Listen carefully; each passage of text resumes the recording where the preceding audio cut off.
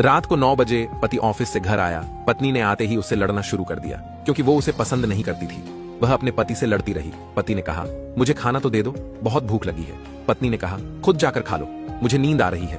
पति चुपचाप सुनता रहा और पत्नी पूरी रात उससे लड़ती रही। जब सुबह हुई तो पति ने कहा, मुझे नाश्ता तो दे दो, मुझे ऑफिस जाना है। पत्नी ने गुस्से से कहा, तू मेरा पीछा कब छोड़ेगा? मैं तुझसे तंग आ गई हूँ, भगवान करे तू मर जाए। पति कुछ नहीं बोला और ऑफिस चला गया। शाम को पत्नी अपने बच्चों को स्कूल से लेकर घर वापस आ रही थी तो उसने देखा कि उसके घर के बाहर भीड़ लगी हुई है। भीड़ को देख पत्नी घबरा गई और जैसे ही वह करीब पहुंची तो उसने देखा कि उसके पति की लाश घर के सामने पड़ी हुई है। लोग बातें कर रहे थे कि कार से राहुल का एक्सीडेंट हुआ है।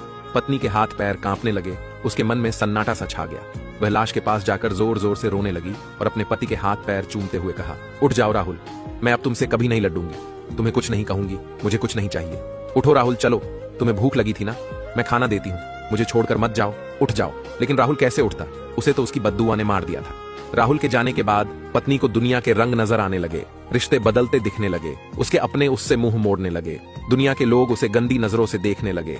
फिर कुछ दिनों में उसे उसका घर भी छीन गया, जो हिस्सा उसका